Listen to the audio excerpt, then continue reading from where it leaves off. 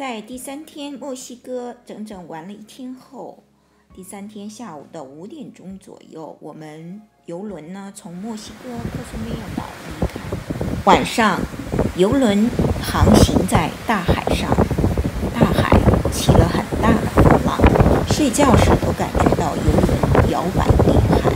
清晨起来，依然感觉这个风浪没有减小，整个船都在摇晃，所有的甲板都关闭了，而且游泳池也已经关闭了，人们只好在游轮的内部进行一些游戏还有一些活动。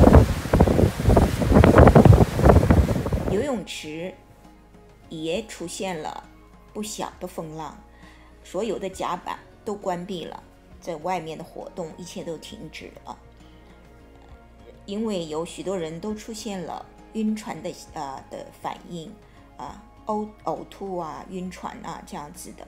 早晨呢，我在喝完咖啡的时候也出现了晕船，想要呕吐，所以清晨的早点就没有去吃，只有我的先生自己在那里吃了一顿早餐。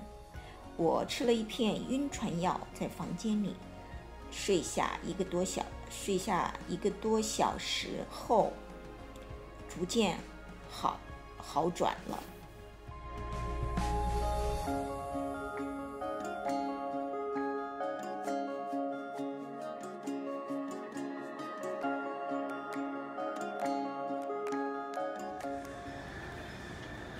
You can tell the ship's a little rocky today.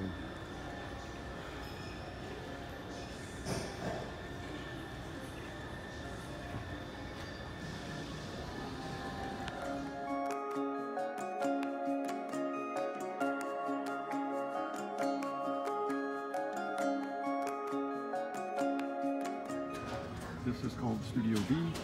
It's an ice skating rink. You can, I guess, take some private ice skating lessons. And then there's also some ice skating shows at night. As rocky as it is today, I guess it'll be really hard on ice skates.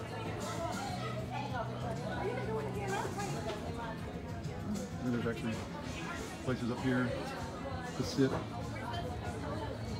don't know if it's a bar or if you can just bring stuff in here. Watch your kids. Studio B. 游轮最后的晚餐依然是和朋友们在游轮的餐厅里完成的。这一次我们大家都要了一些牛排，我要的是5分熟的，7分熟。